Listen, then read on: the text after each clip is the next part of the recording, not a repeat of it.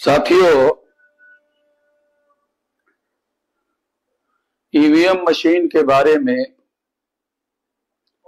और voter list के बारे में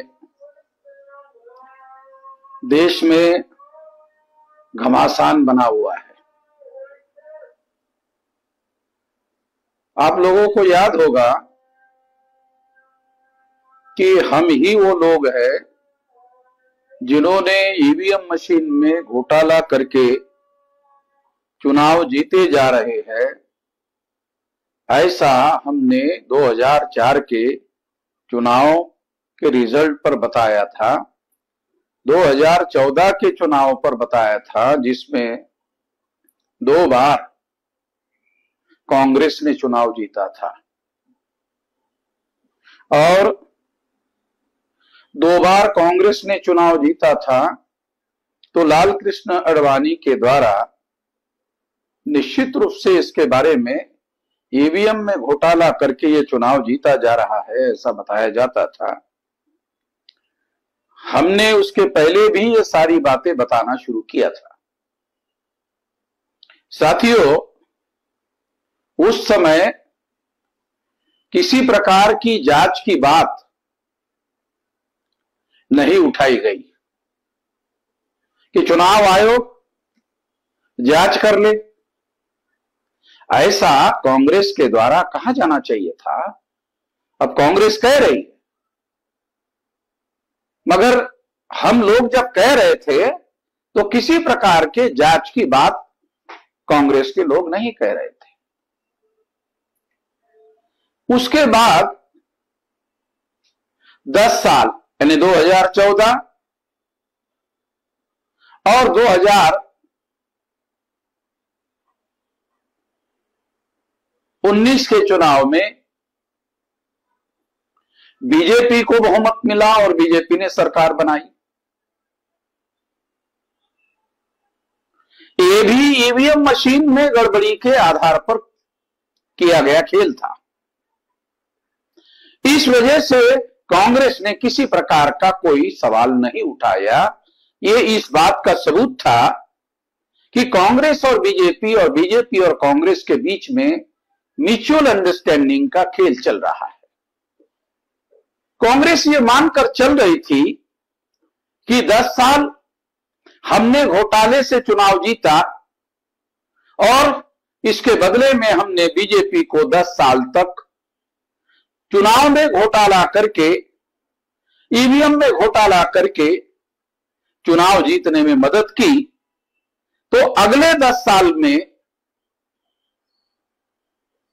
कांग्रेस का यह सोच था कि बीजेपी अगले 10 साल में म्यूचुअल अंडरस्टैंडिंग के तहत हमको चुनाव जीतने में मदद करने का काम करती, मगर बीजेपी ने ऐसा काम नहीं किया।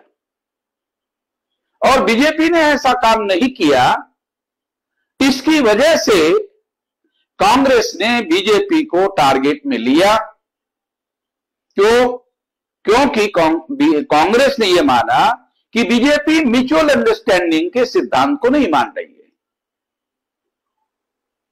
कि हमने जब बीजेपी को 10 साल के लिए म्यूचुअल अंडरस्टैंडिंग के तहत उनकी सरकार बहुमत के आधार पर बनाने में मदद की, तो उसी तरह से वो फिर 10 साल हम लोगों को मदद करती, मगर बीजेपी ने ऐसा नहीं किया। परिणामतः कांग्रेस को दाना पानी लेकर मैदान में उतरना पड़ा और फिर बीजेपी के विरोध में डाटा लेकर वो मैदान में उतरे। ईवीएम में तमाम प्रकार के घोटाले किए जा सकते हैं और कैसे किए जा सकते हैं। केंद्र में कांग्रेस की सरकार होने की वजह से कांग्रेस के लोगों को मालूम था कि किस तरह से घोटाला किया जा सकता है। उनको इस बात की जानकारी थी, इसलिए उन्होंने उन्हीं बातों को उठाकर बीजेपी को टारगेट करके उसको नंगा करने का काम शुरू किया। हम शुरू से कह रहे थे कि कांग्रेस और बीजेपी और कांग्रेस म्यूचुअल अंडरस्टैंडिंग के तहत ये सारा खेल खेल रही है। अब बीजेपी के लोग इस बात को मानने के लिए राजी नहीं हुए तो कांग्रेस के लोग दाना पानी लेकर मैदान में उतरे हुए हैं। इसलिए मेरा यह कहना है कि ये लोग, कांग्रेस जाएगी तो बीजेपी आएगी, बीजेपी जाएगी तो कांग्रेस आएगी, ये जो खेल चल रहा था, ये खेल टकराव की वजह से अब नंगा हो गया है, खुला हो गया है। इस बात को समझने की जरूरत है, क्योंकि कांग्रेस और बीजेपी, बीजेपी और कांग्रेस,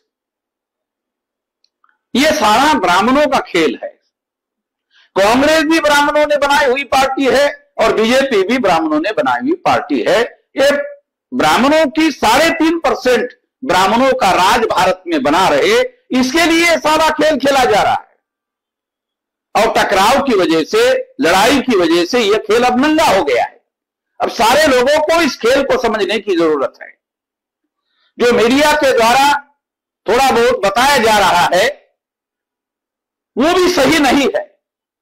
सही यह है कि कांग्रेस और बीजेपी, बीजेपी और कांग्रेस, ये दोनों मिलकर चाहते हैं कि म्यूचुअल अंडरस्टैंडिंग से आलट पालट के कांग्रेस का और बीजेपी का ही राज रहे, और इस देश में जो बहुसंख्याक लोग हैं, एससी, एसटी, ओबीसी और माइनॉरिटी के जो 85% लोग हैं, इन लोगों का राज देश में किसी स्थिति में ना आने पाए, इसके लिए सारा खेल चल रहा है। इसको समझने की जरूरत है। इस पर सारे देश भर में अभियान चलाने की भी जरूरत है। हमारे कार्यकर्ताओं को, संगठन के कार्यकर्ताओं को यह निर्देश दिया जाता है कि यह सारी बातें फील्ड में अपने लेवल पर चलाने की जरूरत है। इसका प्रचार अभियान अपने लेवल पर चलाने की जरूरत है, इसको चलाया जाए। धन्यवाद।